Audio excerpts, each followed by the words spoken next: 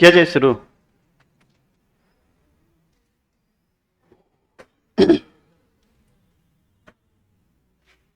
Model auxiliary verb. ठीक है, आप सब लोग ध्यान से सुनिएगा थोड़ा। मॉडल ऑक्सिलरी वर्ब में कितने मार्क्स का पूछा जाता है, हर चैप्टर की तरह पहले हम उसके मार्किंग पैटर्न को समझेंगे, उस चैप्टर के मार्किंग पैटर्न को समझेंगे, और पहले कैसे पूछा जाता था, अब कैसे पूछा जाता है इस चैप्टर से, इसकी बात करेंगे। फिर कुछ हम रूल्स रेगुलेशन की बात करेंगे, जो कि आपको मैं नोट पे पढ़ाऊंगा। उसके बाद फिर मैं आपको एक पीडीएफ प्रोवाइड करूंगा, और पीडीएफ आपको कल भेजा जा चुका है। आपने देखा होगा जीटीएम इंग्लिश टेलीग्राम चैनल पे आपको एक पीडीएफ मिला होगा कल, जो मॉडल ऑक्सिलरी वर्ब के बारे में था। कल ही मेरी बातचीत आपकी हो गई थी। ठीक है, ध्यान से सुनिएगा मेरी बात। अब उसी मॉडल को हम यहाँ इस तरह से क्यों पढ़ाएंगे, इसकी भी चर्चा हम करेंगे अभी नोट पे।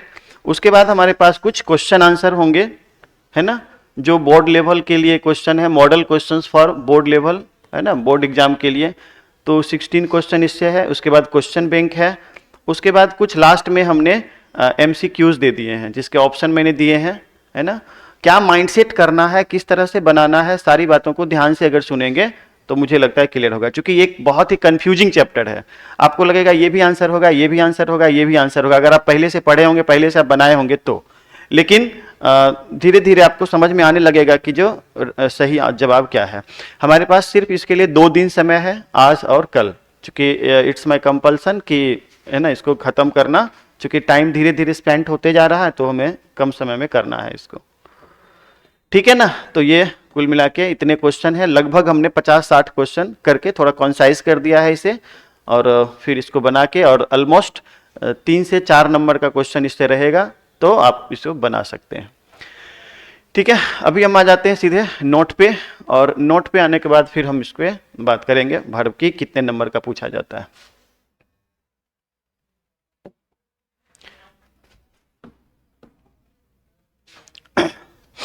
हमारा टॉपिक है मॉडल ऑक्सिलरी वर्ब।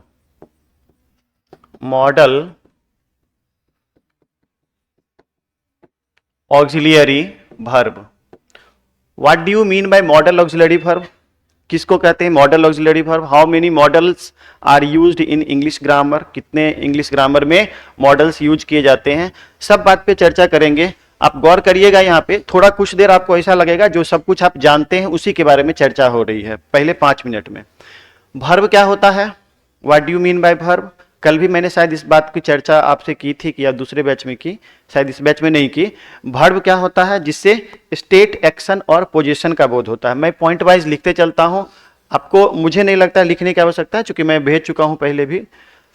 तो वर्ब को अगर हम करें तो जिससे स्टेट, एक्शन और position,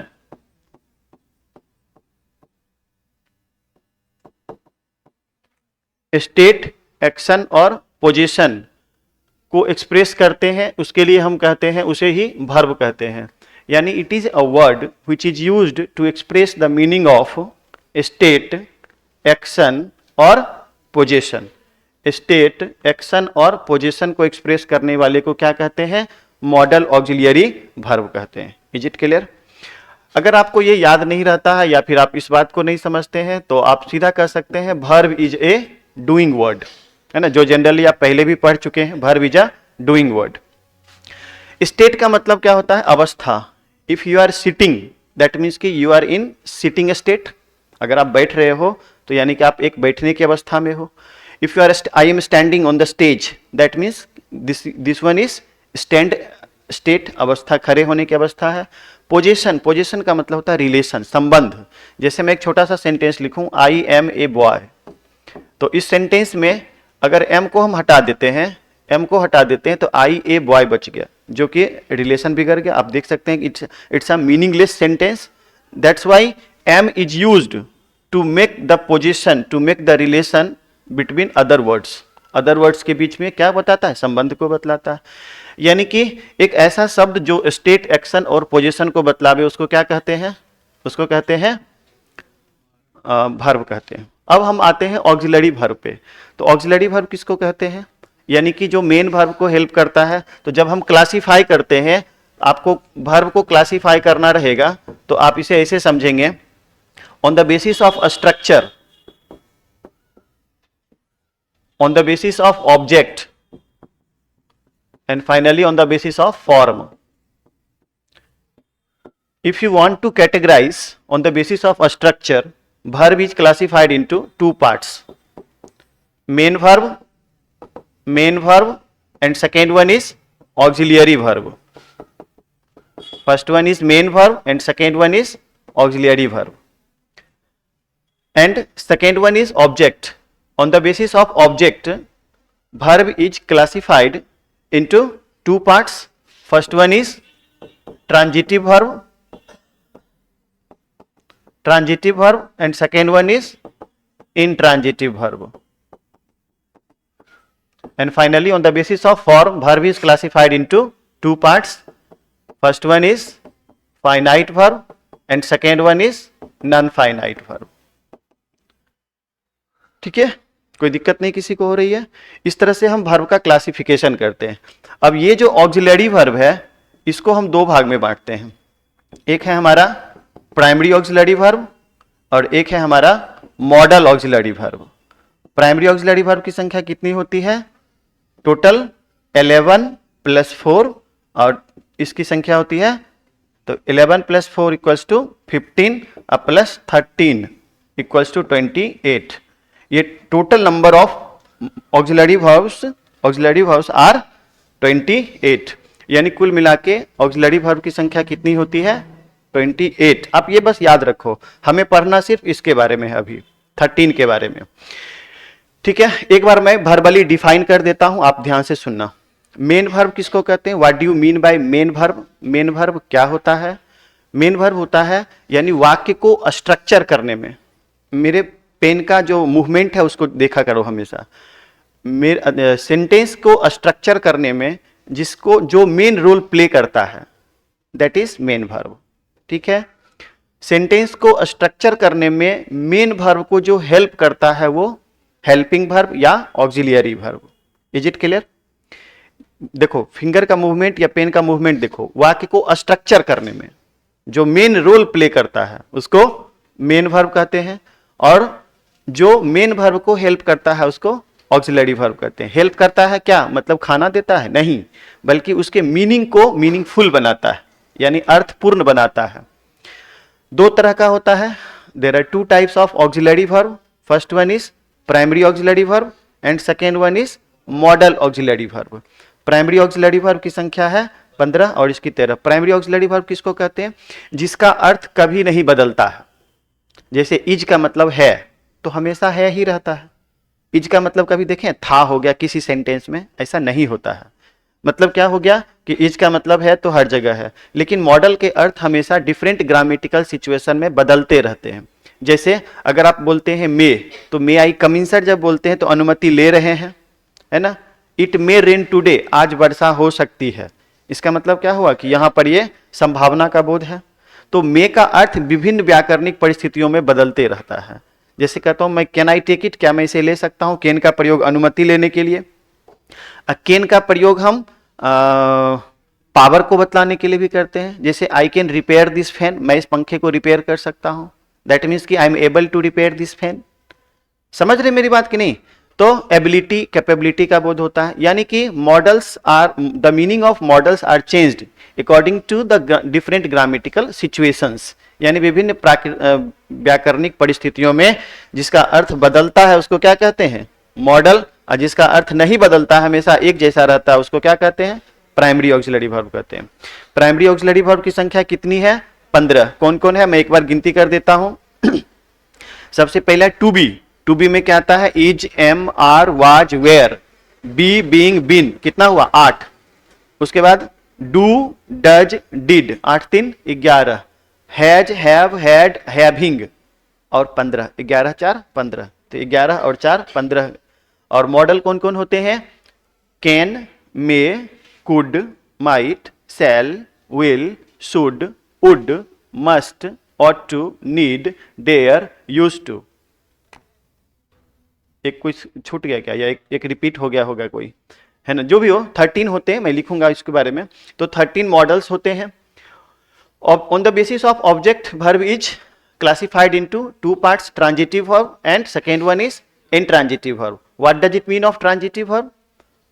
Firstly we will have to know the meaning of transitive verb. सौ कर्मक क्रिया, सौ कर्मक, सौ मतलब सात, कर्म मतलब ऑब्जेक्ट, यानी कि it is a verb which requires an object to complete its meaning, that is transitive verb. And whenever it does not require, any verb does not require any object to complete its meaning, this one is intransitive verb. Transitive verb किसको कहते हैं? जिसको object की आवश्यकता होती है, और intransitive verb किसको कहते हैं? जिसको ऑब्जेक्ट की आवश्यकता नहीं होती है. इसकी चर्चा हम लोग नहीं करेंगे क्योंकि चैप्टर हमारा मॉडल्स है. फाइनाइट और नॉन फाइनाइट किसको कहते हैं? फाइनाइट वर्ब कहते हैं जो सब्जेक्ट के अनुसार डिसिप्लिन्ड होता है. जैसे ही इज ए बॉय लिखते हैं, ही के साथ आर लगा देते हैं क्या? नहीं लगाते हैं. यानी इज क्यों लगाए? चूंकि is third person singular number के साथ सिंगुलर वर्ब लगेगा according to the rule of English grammar. That's why is disciplined. Is disciplined according to the number, person and tense of the subject. That's why is used as finite verb. नहीं. और non finite verb किसको कहते हैं? What do you mean by non finite verb? यानी कि this verb is not disciplined by the number, person or tense of the subject. मैं एक छोटे से एग्जाम्पल से इसको समझा दूं तो ज्यादा अच्छा रहेगा. He wants to laugh. वह हंसना चाहता है. ठीक है जी. अगर हम यहां पर दे देते हैं, दे, तो अब बताइए तो क्या हो जाएगा? They want to laugh. मतलब हो गया कि वांट्स बदल गया किसके अनुसार? सब्जेक्ट के बदलने से. सब्जेक्ट के बदलने से वर्ब बदल गया, और जो वर्ब नहीं बदला, एक वर्ब बदल गया, एक वर्ब नहीं बदला, तो एक वर्ब जो बदल गया वो फाइनाइट, और जो नहीं बदला वो नॉन फाइनाइट. यानी ई इसका कहना माना तो फाइनाइट, इसका कहना नहीं माना तो non finite. Is it clear? तो ये बात हो गई, ये बात हो गई. अब आते हैं मॉडल ऑक्सिलरी वर्ब पे. हमारा मेन टॉपिक है मॉडल ऑक्सिलरी वर्ब. अब मॉडल ऑक्सिलरी वर्ब की संख्या है 13. अब इसमें से आपको सबके यूसेज याद करने होंगे कि कैन का प्रयोग कहाँ करते हैं, मे का प्रयोग कहाँ कहाँ करते हैं, सेल का, विल का, कुड का, माइट का, ये सब आपको याद करना पड़ेगा. और जब याद करना पड़ेगा तो या तो आपको किसी किताब से याद करना पड़ेगा, पानी दे दीजिए इनको, या फिर आपको किसी सोर्स से आपको याद करना पड़ेगा, रखना पड़ेगा. समझ गए? तो इसके लिए मैंने आपको पीडीएफ प्रोवाइड किया, और पीडीएफ में वो सारा मैंने कंटेंट्स को रख दिया है इंग्लिश में. आप उससे देखकर लिख सकते हैं, या फिर दूसरा ऑप्शन है कि मैं आपको लिखाऊं. क्या मैं करूं? मतलब आप बताएंगे मैं वो करूंगा. लिख लेंगे ना, क्योंकि हमारा समय जितना यहाँ बचे, अगर मैं लिखाऊंगा तो 2 क्लास तो लिखाने में लग जाएगा. समझ रहे ना? इंग्लिश में इस तरह से ही उसे कंप्लीट किया जाता है. तो मैं उस पर सीधे आ जाऊं अब, है ना? किसी को कोई प्रॉब्लम है तो बोलो. अगर मैं हाँ जी, तो आपको ना अगर किसी को इस बात में लेके प्रॉब्लम है तो आप बता सकते हैं, अदरवाइज मैं इसको एक्सप्लेन करना शुरू करता हूँ. देखिए आपके पास ये है दिया हुआ, इसमें क्वेश्चन आंसर आएगा. मेरे बताने के पश्चात आप बनाना सीख जाओगे और आप उसे पूरा कर सकते हो. देखिए मॉडल टेबल दिया है, बना दिया है मैंने, काफ़ी अट्रैक्टिव तरीके से बनाया है. ये किसी किताब से नहीं बल्कि मेरा खुद का परसेप्शन बना के मैंने इसे तैयार किया स्टूडेंट्स के लिए, ताकि उनको सुविधा हो पढ़ने में. मैं खुद ही टाइप करता हूँ, मैं खुद ही तैयार करता हूँ, कलरफुल वगैरह सारा कुछ मेरा किया हुआ रहता है. तो मैं कोशिश करता हूँ कि आपको ज़्यादा से ज़्यादा सुविधाएं हो और आपको समझ में आए, इसके लिए मैंने ये तैयार किया है. कैन आप पहले से पढ़े होंगे. कैन का यूसेज कहाँ कहाँ हम करते हैं? तो कैन का सबसे पहला यूसेज हम कैन का करते हैं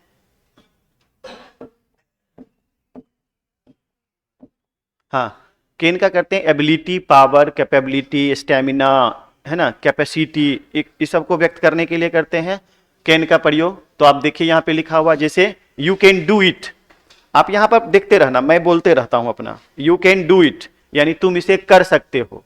दैट मीन्स कि you are able to do this work, है ना, तुम इस काम को कर सकते हो. दैट मीन्स कि you can do it, you can do this work. तो एबिलिटी, पावर का बोध कराने के लिए ऐसा है ना. आप देखो I can solve the question यहाँ दिया हुआ है. टेकिंग और गिविंग परमिशन के लिए, परमिशन लेने और परमिशन देने के लिए. जैसे यू कैन गो नाउ, अब तुम जा सकते हो. यू कैन गो नाउ, अब तुम जा सकते हो. कैन आई टेक इट, क्या मैं इसे ले सकता हूं, है ना. Can I use your mobile for a minute, क्या मैं 1 मिनट के लिए आपका मोबाइल यूज कर सकता हूं?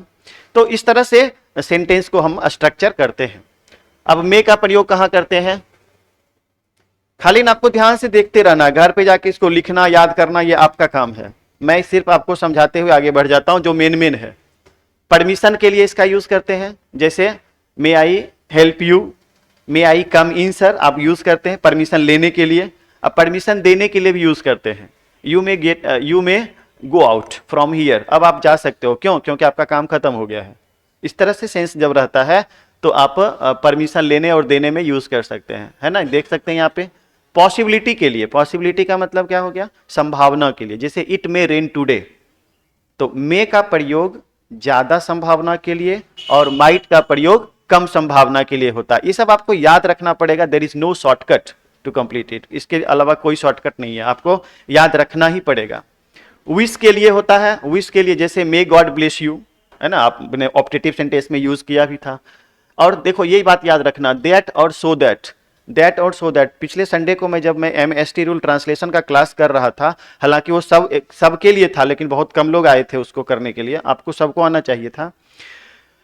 तो उसमें मैंने बताया था आपको कि दैट और सो दैट याद रखना। एक चीज मैं ट्रिक समझाता हूं यहां पे कि दैट या सो दैट या फिर इन ऑर्डर दैट, इससे अगर दो क्लाउज जुड़ा हुआ रहे तो इसमें जो बाद में जो सबऑर्डिनेट क्लाउज होगा उसमें मे का प्रयोग होगा, MAY, याद रखिएगा, ठीक है। और अगर वह सेंटेंस लेस्ट से जुड़ा हुआ है, लेस्ट का मतलब होता है कहीं ऐसा ना हो कि, या फिर ताकि, तो अगर ताक और सिकर की, इसके अर्थ में यूज करते हैं। तो हम इसके लिए लेस्ट के साथ हमेशा किसका प्रयोग करेंगे? शुड का, SHOULD, शुड। ये याद रखना है, लेस्ट के साथ शुड और that, so that, in order that के साथ मे का प्रयोग करेंगे। एक क्वेश्चन आपका बन जाएगा। कुछ चीजें ऐसी होती हैं जो ट्रिक से भी बन जाती हैं, ठीक है ना। तो इस तरह से हम तैयार कर सकते हैं। इससे पर्पस का बोध होता है, यानी मे का जब रहेगा तो पर्पस, और लिस्ट जब रहेगा तो रीजन का बोध होता है। लिस्ट जब रहेगा यानी संभल कर चलो, कहीं ऐसा ना हो कि तुम गिर जाओ, संभल कर चलें, कहीं ऐसा ना हो कि तुम गिर जाओ, तो ये क्या है? रीजन का बोध है, कारण का बोध है। उसके बाद आता है शैल विल। इसके बारे में आपको पता है कि फ्यूचर एक्सप्रेसिंग है वर्ड, शैल आई के साथ, वी के साथ शैल लगता है, बाद बाकी सबके साथ विल लगता है। मॉडर्न इंग्लिश ग्रामर में हम हर किसी के साथ किसका प्रयोग करते हैं? हर सब्जेक्ट के साथ विल का प्रयोग करते हैं, ये भी आप जानते होंगे। हाँ, अब ये तीनों देखो, याद रखना। Whenever the meaning of the sentence should be concerned with promise, threat और determination, अगर वाक्य का अर्थ इन तीनों अर्थ से हो, प्रॉमिस, थ्रेट, डिटर्मिनेशन, इन तीनों अर्थ से हो, तो उस सेंटेंस में शैल की जगह विल और विल की जगह शैल लगता है। ये याद रखना पड़ेगा। जैसे आई विल किल यू, मैं तुम्हें जान से मार दूंगा। आप अगर आई शैल किल यू देते हैं तब इसका अर्थ हो जाता है कि मैं तुम्हें प्यार से जान से मार दूंगा। How is it possible? जान से मारना, गोली मारेंगे, अब प्यार से मारेंगे, how is it possible? That's why this particular sentence belong to wrong, ये गलत होता है। So you should use I will kill you. Is it clear? Threat, धमकी का बोध हो, अथवा थ्रेट जैसे I will dismiss you from this class, मैं इस क्लास से तुमको बर्खास्त कर दूंगा, है ना। आई के साथ शैल लगता है, लेकिन आई विल रस्टिगेट यू, मैं तुम्हें रस्टिगेट कर दूंगा यहां से क्लास से, तो ये तो धमकी हुआ ना। तो धमकी हुआ तो क्या लगे जाए? शैल की जगह विल, है ना। डिटर्मिनेशन, डिटर्मिनेशन का मतलब होता है दृढ़ निश्चय। जैसे ही शैल डू, ही के साथ क्या लगता है? विल, लेकिन लगा हुआ क्या है? Shall. He shall do everything according to law, यानी कि उसे हर चीज मतलब नियम के अनुसार करना होगा, तो डिटर्मिनेशन करना होगा, है ना। जैसे यू के साथ क्या लगता है? विल, लेकिन अगर शैल लगा देते हैं तो उससे डिटर्मिनेशन का बोध हो जाएगा, है ना। You shall win the match to enter semifinal, semifinal में इंटर करने के लिए मैच आपको जीतना होगा। And you will have to determined to do this action, इस एक्शन को करने के लिए आपको डिटरमाइंड होना होगा। तो डिटर्मिनेशन का बोध हो, जहां दृढ़ निश्चय का बोध हो, जहां थ्रेटनिंग का बोध हो, जहां मतलब क्या है, प्रॉमिस का बोध हो, वादा करते हैं। आप देखेंगे सब में एग्रेशन है, सारी चीजों में एग्रेशन है, यानी जोड़ है। और उसमें हम क्या चीज करते हैं, शैल की जगह विल और विल की जगह शैल। जैसे आप बचपन में पढ़े होंगे एक किताब में, सीता राम से जरूर विवाह करेगी, तो जरूर अर्थ जब हो जाता था तो उल्टा कर देते थे, विल की जगह शैल अथवा शैल की जगह विल। आ रहा है याद थोड़ा थोड़ा। उसके बाद कुड का प्रयोग कहां कहां करते हैं, कुड का प्रयोग करते हैं हम, कुड का प्रयोग करते हैं एबिलिटी को बतलाने के लिए, लेकिन पास्ट की एबिलिटी। अभी मैंने बोला था प्रेजेंट की एबिलिटी के लिए कैन, तो कुड का प्रयोग एबिलिटी के लिए पास्ट, कैपेसिटी, ये सब का प्रयोग करते हैं, है ना। उसके बाद अनरियल कंडीशन के लिए, ये तो पहले ही था, मैंने बता चुका हूं, खाली पास्ट रहेगा। जैसे जब मैं 10 साल का था तो 2 किलोमीटर पैदल चल सकता था, यानी कि when I was 10 years old the I could run 2 miles at a time, एक बार में 2 मील मैं चल सकता था, टहल सकता था, जा सकता था। तो मैंने भूतकाल की एबिलिटी का बोध कराने के लिए। अनरियल कंडीशन, अगर मेरे पास 10 लाख रुपया होता तो मैं तुम्हें 5 लाख देता। अनरियल, ना मेरे पास है ना मैं दूंगा। अनरियल, अवास्तविक स्थिति, यानी अनरियल कंडीशन को एक्सप्रेस करने के लिए भी कुड का प्रयोग करते हैं। If I had 10 lakhs rupees, I could give you 5 lakhs out of 10 lakhs, यानी 10 लाख में 5 लाख तुम ही को दे देते। तो अनरियल कंडीशन है। For this situation you should use could instead of anything else. समझते हैं मेरी बात की नहीं, कि कंप्लीट हिंदी में चलूं? अगर समझ पा रहे हैं तो ठीक है, नहीं तो हमको हिंदी भी बोलने आता है बढ़िया से, तनी मनी ठेठी भी बोल लेते हैं क्लास में, तो आपको जैसा पसंद हो वैसा। अभी चल रहा है ठीक ठाक। मैं थोड़ा चाहता हूं कि आपके 1-1.5 महीने 2 महीने के दरमियान ही थोड़ा सा ही कम्युनिकेशन अगर सुधर जाए तो। आगे बढ़ता हूं मैं अब।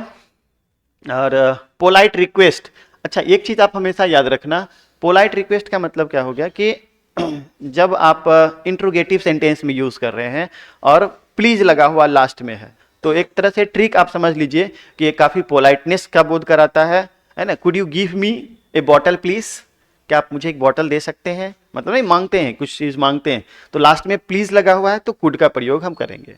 तो इंट्रोगेटिव सेंटेंस में कुड का प्रयोग तब होता है जब लास्ट में प्लीज दिया होता है। ये मैंने ना बिल्कुल ही सिस्टमैटिक ढंग से और छोटा करके कॉन्साइज कर दिया है इन चीजों को, ताकि आप उतना ही चीज याद रखें जो आपके लिए applicable. Is it clear? Should का प्रयोग, हाँ माइट का प्रयोग कम संभावना के लिए करते हैं, ज्यादा संभावना के लिए में, कम संभावना के लिए माइट, और एक्सट्रीमली पोलाइटनेस के लिए एक्सट्रीमली का मतलब होता है ज्यादा पोलाइटनेस के लिए। जैसे आप मान लेते हैं आप किसी से, आप बस में सफर कर रहे हैं, ट्रेन में सफर कर रहे हैं, ठीक है, आप किसी को नाम पूछिएगा तो जबरदस्ती नहीं पूछिएगा, बोल तुम्हारा नाम क्या है, नहीं तो गले दबा देंगे, ऐसा होगा क्या? ऐसा नहीं हो सकता। यानी कि आपको वहां पे पूछना पड़ेगा। जैसे मैं टीचर हूं, है ना, I have right to know your name, मेरा राइट है कि मैं आपका नाम जान सकता हूं, मैं पूछ सकता हूं कि व्हाट्स योर नेम। लेकिन जब आप किसी को बस में पूछ रहे हैं तो आपका राइट नहीं है पूछने का। दैट मीन्स कि आप पोलाइटनेस से करेंगे।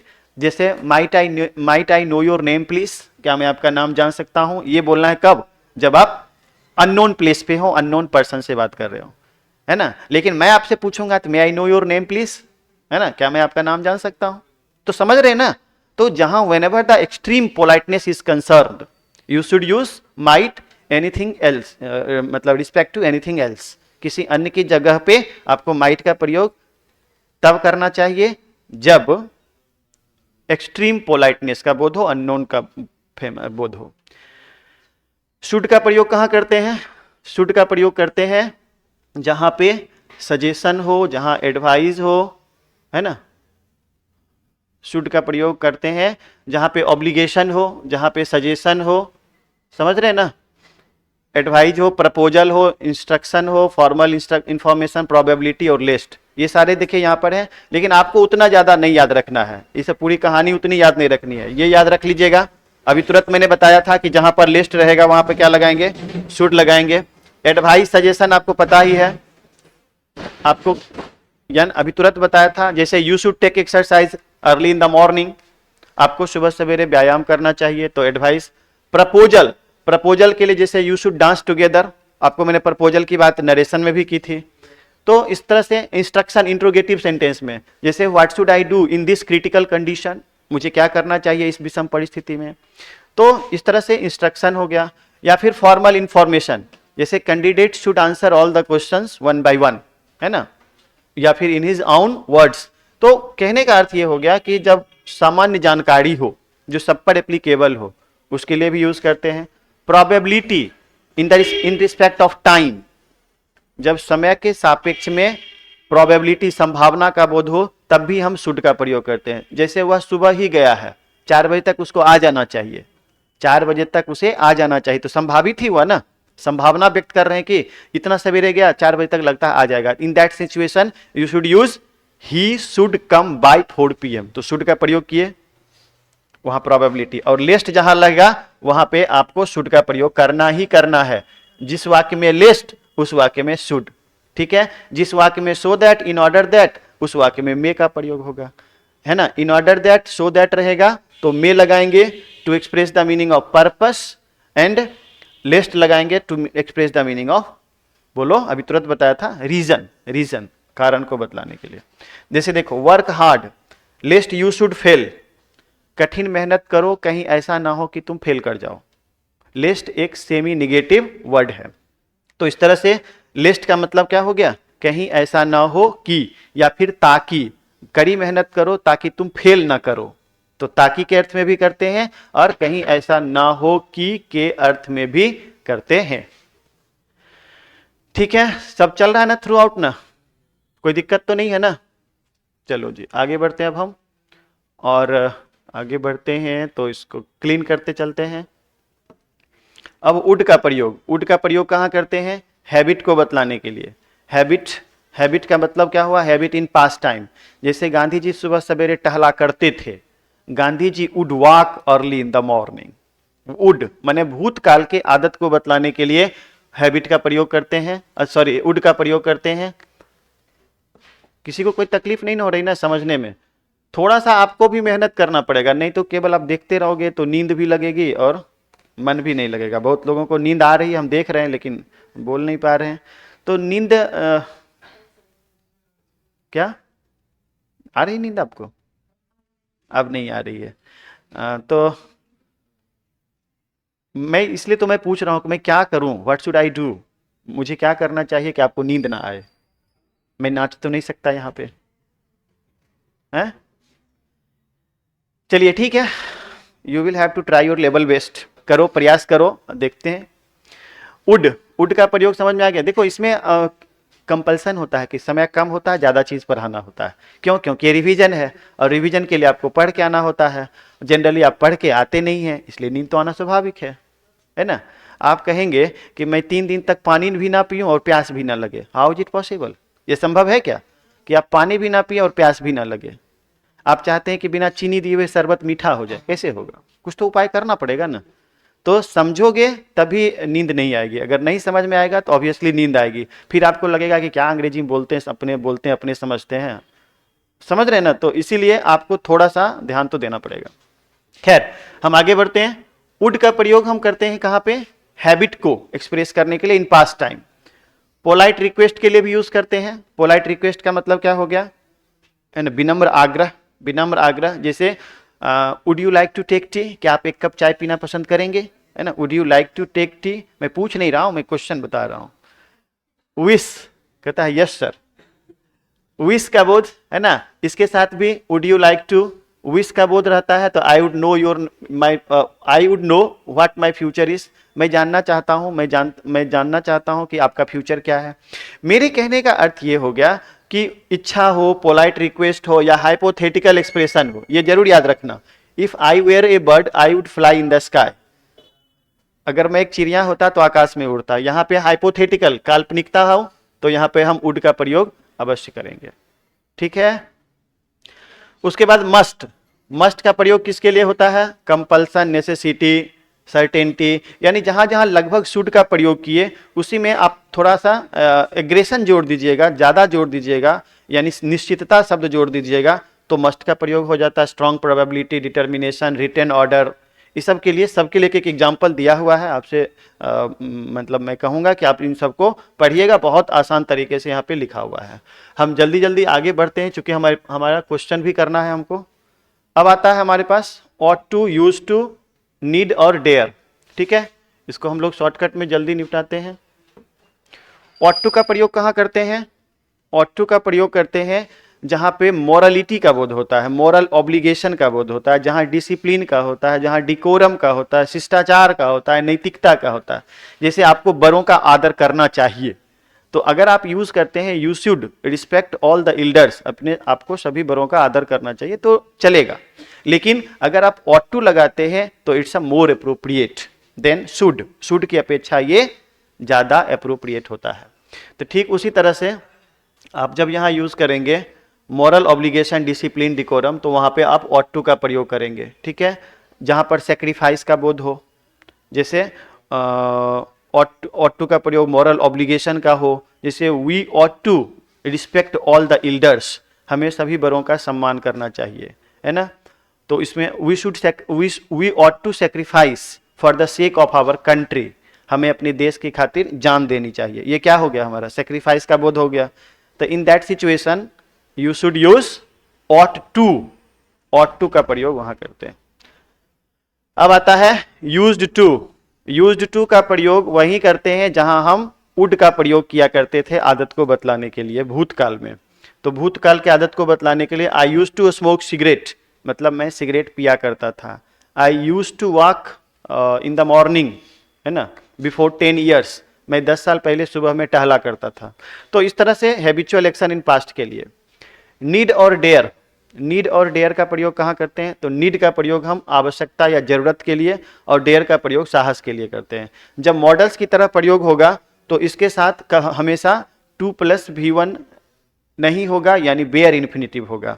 जैसे देखिए ध्यान से, सी नीड नॉट, अगर हम नोट हटा देंगे तो ये वाक्य गलत हो जाएगा। यानी आप जनरली याद रखिएगा कि नीड और डेयर का प्रयोग मॉडल के रूप में कहाँ करते हैं, तो इंट्रोगेटिव और निगेटिव सेंटेंस में ही करते हैं, ठीक है। ये याद रखिएगा, नीड और डेयर का प्रयोग निगेटिव और इंट्रोगेटिव सेंटेंस में करते हैं तब जब मॉडल की तरह होता है। अगर एसर्टिव सेंटेंस में होगा तब वह किस में होगा, तब वह मेन वर्ब की तरह होगा। इसीलिए इस तीनों को मार्जिनल भी कहा जाता है। यूज्ड टू, नीड और डेयर को मार्जिनल्स कहा जाता है, और मार्जिनल का मतलब होता है जिसका प्रयोग मेन वर्ब और ऑक्सिलरी वर्ब दोनों की तरह होता है, ठीक है। ये हो गया खत्म।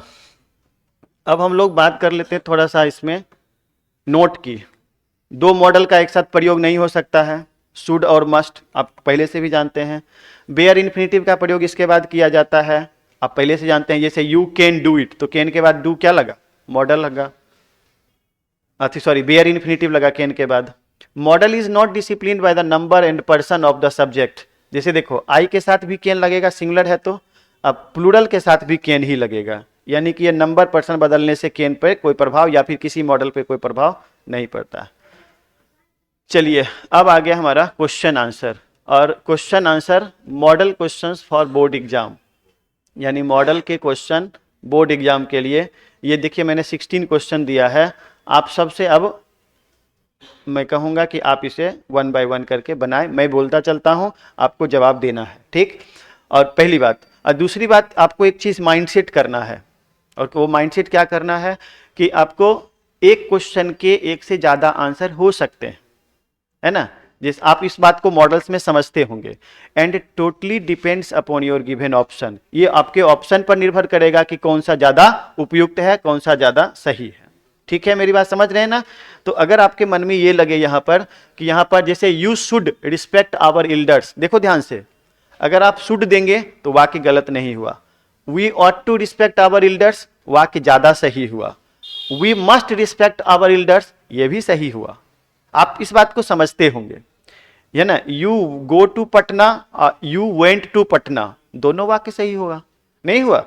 लेकिन हमें अकॉर्डिंग टू योर ऑप्शन, दिया हुआ जो आपका ऑप्शन है उसके अनुसार ही चलना होगा। तो इसमें जब भरने वाला है फिल इन दी ब्लैंक्स, तो फिल इन दी ब्लैंक्स में आपको एक से ज्यादा आंसर होंगे, इसके लिए आपको टेंशन नहीं लेना है। हालांकि मोस्ट अप्रोप्रिएट जो होगा उसकी चर्चा हम लोग करते रहेंगे। We dash respect our elders, बताइए क्या होना चाहिए, ऑट टू का प्रयोग ज्यादा उचित होगा। तो मैं इसमें ना लिखते भी चलूंगा, आपको करना क्या है, अब आप भी कॉपी खोल के जल्दी जल्दी आंसर कर सकते हैं, क्योंकि इसका आंसर तो आपको उसमें जो मैंने टेलीग्राम चैनल पे भेजा उस पर तो आंसर नहीं होगा, आप लिख लो तो ज्यादा अच्छा रहेगा। हाँ क्या होगा इसका आंसर? इसका आंसर लिख लो ought to, OUGHT, ought to। चलो इसका बताओ, वर्क हार्ड लिस्ट, अब बताते चलो। इसमें शुड होगा नहीं, we dash respect our teachers and parents. आपको समझ में आ रहा होगा कि शुड होगा, ought to हो सकता है, मस्ट भी हो सकता है। लेकिन अगर ऑप्शन में शुड, ought to और मस्ट एक साथ दिया रहे तो क्या करिएगा? नहीं, ऐसा रहेगा ही नहीं, ऐसा रहेगा ही नहीं। अच्छा एक बात बताइए, ऑप्शन हमेशा रीजनेबल होता है। अगर पूछा जाए कि भारत की राजधानी कहां है, तो ऐसा ऑप्शन नहीं रह सकता है कि भारत की राजधानी कहां है। ऑप्शन नंबर ए नई दिल्ली, ऑप्शन नंबर बी अल्लू, ऑप्शन नंबर सी टमाटर, ऑप्शन नंबर डी बैगन। ऐसा रहेगा ऑप्शन? तब तो सब समझ जाएगा कि आलू बैगन टमाटर नहीं होगा, ऑप्शन क्या होगा? नई दिल्ली होगा। तो ऑप्शन ऐसे नहीं दिए रहते कि कोई कोई दिया रहे, ऑप्शन हमेशा रीजनेबल होते। जैसे नई दिल्ली रहेगा, पटना रहेगा, अमृतसर रहेगा, लुधियाना रहेगा, इस तरह के ऑप्शन रहेंगे तब ना कंफ्यूजन होगा। अगर उसमें आलू टमाटर बैगन रहे, एक में नई दिल्ली रहे, तब तो सबको पता है कि नई दिल्ली हो जाएगा। समझ रहे ना? तो ऑप्शन भी सेट किए जाते हैं तो अकॉर्डिंग टू क्वेश्चन। तो इसमें आपका देखो, respect our teachers and parents, ये नैतिक बातें ही हैं, इसलिए आप इसमें ought to या मस्ट लगाएं। मस्ट लगाएं तो ज्यादा बेहतर होगा, आप इसका मस्ट लिखें, क्योंकि हमें ये करना चाहिए नहीं बल्कि करना होगा, है ना, ये मैंडेटरी है। Ramu dash translate into English, बताइए क्या होगा? Can, because Ramu is eligible, Ramu is able, Ramu is able to translate into English, यानी कि रामू के पास ग्रामेटिकल नॉलेज है उसको ट्रांसलेट करने का। बोलिए क्या? नहीं समझे, नहीं सुन रहे? पेन का कलर चेंज कर दें? इसमें इतना ही कलर है, ये ठीक है, इसमें थिकनेस नहीं बढ़ता है, तो आपको सुन सुन के कर लो ना। ठीक है, ये कैन हो गया। अब ठीक है कि नहीं? He dash go there regularly, बताइए रेगुलरली है तो क्या देंगे? He dash go there regularly, उसे वहां नियमित रूप से जाना चाहिए। आपके फिर भी आपको लग रहा होगा, किसी को लग रहा होगा शुड, किसी को लग रहा होगा मस्ट, लग रहा है कि नहीं लग रहा है ना? तो निश्चित तौर पे आप यहाँ पे कोई भी भरे सब सही होता है। लेकिन आप क्या करना, इसके लिए कोई भी ऑप्शन, अभी क्वेश्चन बैंक निकालना, 3-4 पब्लिकेशन का निकालना, सब में अलग अलग दिया रहेगा आंसर। इसका मतलब क्या हुआ कि सब गलत है? नहीं, इसमें ये भी हो सकते हैं, ये भी हो सकते हैं, लेकिन जो एक रीजनेबल होगा, जो उचित आंसर होगा, मैं इसको देते रहूंगा हमेशा। तो आप इसमें भर लें should. Dash you catch the ball, can you catch the ball, can, can का प्रयोग कर दीजिए, है ना। मैं अब समझा दिया ना कि किस किस हिसाब से भरना रहता है। यहां ऑप्शन नहीं दिया हुआ इसलिए दिक्कत, थोड़ा ऑप्शन रहता तो आप एक आंसर पे जाते। दे कम टुमारो, देखो टुमारो दिया हुआ ना, ये एल गलती से टाइप हो गया यहाँ पे, तो दे के साथ क्या लग जाएगा? विल। इनफैक्ट ये आंसर ही लिखा रहा होगा। He dash appear at the examination, must, examination में अपियर नहीं होइएगा तो फेल हो जाइएगा, तो इसलिए must. You dash take regular exercise, आपको करना चाहिए। आप अगर शुड देंगे तो भी ठीक होगा, मस्ट देंगे तो भी ठीक होगा, है ना। शुड देंगे तो भी ठीक होगा, मस्ट देंगे तो भी ठीक होगा। ये totally depends upon your given option. हाँ बोलिए। दोनों ऑप्शन में नहीं रहेगा, ऐसा नहीं रह सकता। अगर दोनों ऑप्शन में रहेगा तो सी नंबर में दिया रहेगा ए एंड बी बोथ, तब आपका आंसर सी हो जाएगा, है ना। ऐसा जनरली नहीं रहता, आप क्वेश्चन दिखाइएगा। अच्छा आप खुद बताइए ना, अगर इसमें हम देते हैं कि you should take regular exercise, यानी आपको नियमित व्यायाम करना चाहिए, ठीक है। अगर मस्ट लगा रहेगा तो आपको निश्चित तौर पे व्यायाम करना चाहिए, तो दोनों तो वाक्य सही ही है। समझ रहे मेरी बात ना? तो इसलिए ऐसे सेंटेंस में आपको बिना ऑप्शन के सही आंसर पे पहुंचा नहीं जा सकता है, एक से ज्यादा आंसर आपको हो सकते हैं, ठीक है। चलिए, what should I do, what के साथ अभी आपको मैंने बताया था क्रिटिकल कंडीशन में मतलब इंट्रोगेटिव सेंटेंस में शुड का प्रयोग करते हैं, तो शुड का करिए। Anyone can, yes anyone can join the club, कोई भी ज्वाइन कर सकता है क्लब को, दैट मीन्स कि anyone can able to join this club. We dash love our country, अब बताइए, आप खुद बताइए, शुड भी हो सकता है और ought to भी हो सकता है, दोनों कर सकते हैं, मिला जुला के मस्ट भी हो सकता है, तो totally depends upon your given option. That's why it is known as multiple choice question. You have multiple choices but you will have to select one of the best answer. ठीक है ना, यही तो उस समय आपको डिसीजन लेना होता है. तो आप यहाँ पे शुड भी दे सकते हैं, ऑट टू भी दे सकते हैं. डैश, हाँ, मे योर, मे आवर, इसमें मे का प्रयोग होगा. यहां पर देखिए ये साइन गलत लगा हुआ है, यहां पे इस साइन का यूज करते. If we had more money, अगर हमारे पास ज्यादा पैसा होता तो क्या करेंगे, इसमें क्या यूज करेंगे, कुड. अभी तुरंत बताए थे. I wish I dash see her again, बताइए विश का प्रयोग किए थे तो क्या हुआ था, वुड. नहीं बोले थे आई would fly in the sky, अभी नहीं बोले थे आई वेयर ए बर्ड. चलिए 16 number, see dash be her mother. Would या माइट का प्रयोग करेंगे, यानी संभावना को व्यक्त करने के लिए. कहते हैं ना दूर से देखने का लगता है वो तुम्हारी मम्मी है, वो नहीं, दूर से देखने पे नहीं ऐसा करके तो ये संभावना है, तो इसलिए हम यहाँ पे वुड का प्रयोग करेंगे. मैं आपको बता दूं कि हम माइट का भी प्रयोग करेंगे तो गलत नहीं होगा, लेकिन ये आपके डिपेंड करता है आपके ऑप्शन पर. ठीक है, ठीक है, कोई दिक्कत किसी को है, किसी में कोई कंफ्यूजन है तो खुलेआम पूछो. हाँ बोलिए. 14, इफ वी, नहीं अभी आपको थोड़ा देर पहले बताया था, अभी थोड़ा देर पहले बताया था कि अनरियल कंडीशन, अनरियल कंडीशन में if we had more money, अगर मेरे पास ज्यादा पैसे होते तो we could buy a car, हम एक कार खरीद सकते थे. तो इसमें कुड का प्रयोग ही ज्यादा अप्रोप्रिएट होगा, कुड का आंसर यहां नहीं. और कोई, किसी और में कोई कंफ्यूजन हो तो बोलिए.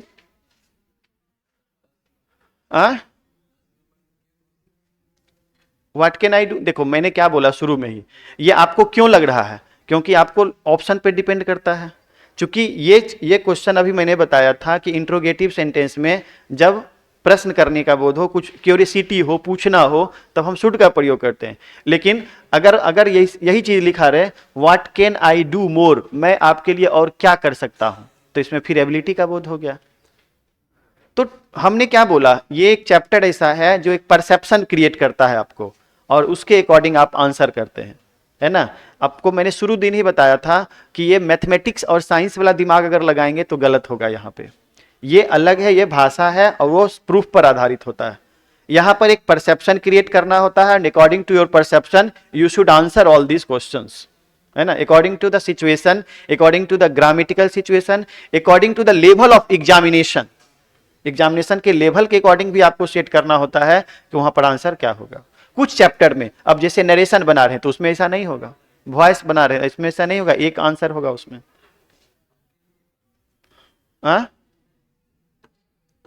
मैं आगे बढ़ूं. अभी आप क्वेश्चन बैंक, एक दिन का समय हमारे पास और है, कल हम क्वेश्चन बैंक प्रॉपरली स्टडी करेंगे. और ठीक है ना, इसमें कुल मिला के अब 30-35 क्वेश्चन बचा हुआ है और 335 क्वेश्चन को हम लोग कल पूरा करेंगे. ठीक है ना.